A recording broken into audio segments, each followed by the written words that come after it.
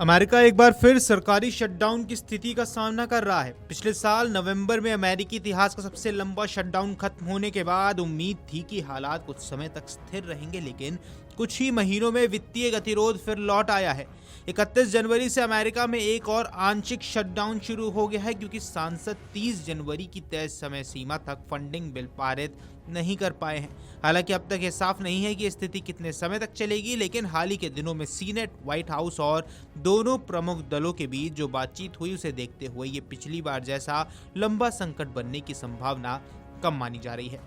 इस बार शटडाउन का केंद्र बिंदु अमेरिकी गृह सुरक्षा ढांचा बन गया है। खासकर डिपार्टमेंट ऑफ होमलैंड सिक्योरिटी और उसके अधीन काम करने वाली एजेंसियां विवादों में हैं।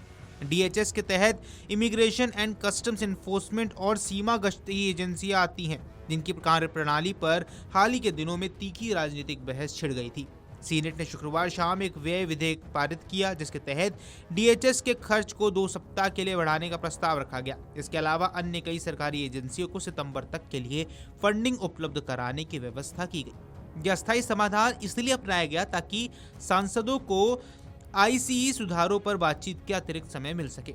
इस पूरे विवाद की पृष्ठभूमि मिनियापोलिस में हुई एक गोलीबारी की घटना है, जिसमें संघीय आव्रजन एजेंसियों के कार्रवाई के दौरान 2 नागरिकों रेनी गुड और एलेक्स प्रेटी की मौत हो गई थी। इस घटना के बाद डीएचएस और आईसीई की जवाबदेही को लेकर सवाल उठने लगे थे। डेमोक्रेट सांसदों ने यह आरोप लगाया कि आव्रजन प्रवर्तन एजेंसियों के कामकाज में पारदर्शिता और निगरानी की कमी है और जब तक सुधार लागू नहीं होंगे वे फंडिंग को मंजूरी देने के पक्ष में नहीं है। अब ये विधेयक प्रतिनिधि सभा के पास जाएगा, जो फिलहाल अवकाश पर है। प्रतिनिधि सभा के अध्यक्ष माइक जॉनसन ने संकेत दिया कि सोमवार को इस पर मतदान हो सकता है। यदि सदन इसे पारित कर देता है तो शटडाउन की स्थिति जल्द समाप्त हो सकती है।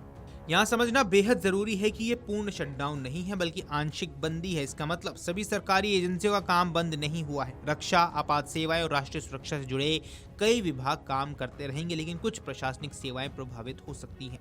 कई सरकारी कर्मचारियों को अस्थायी छुट्टी पर भेजा जा सकता है या वेतन में देरी का सामना करना पड़ सकता है। विवाद की जड़ मूल रूप से नीति और जवाबदेही से जुड़ी है। डेमोक्रेट्स का कहना है कि डीएचएस और आईसीई के संचालन में सख्त सुधार, स्पष्ट दिशा निर्देश और नागरिक अधिकारों की सुरक्षा सुनिश्चित की जानी चाहिए। उनका तर्क है कि फंडिंग केवल तभी दी जानी चाहिए जब एजेंसी अपनी कार्यप्रणाली में पारदर्शिता और निगरानी के लिए ठोस कदम उठाए। दूसरी ओर रिपब्लिकन सांसद राष्ट्रीय सुरक्षा और सीमा नियंत्रण को प्राथमिकता देते हुए इन एजेंसियों की मौजूदा संरचना को कमजोर करने के पक्ष में नहीं है। सीनेट और व्हाइट हाउस के बीच समझौते में डीएचएस को केवल 2 सप्ताह और अस्थायी फंडिंग देने पर सहमति बनी, ताकि इस अवधि में सुधारों पर चर्चा की जा सके। हालांकि यह समझौता तत्काल शटडाउन को टालने के लिए था, लेकिन समय सीमा तक सभी एजेंसियों के लिए पूर्ण फंडिंग मंजूर नहीं हो सकी, जिससे आंशिक शटडाउन अब लागू हो गया है।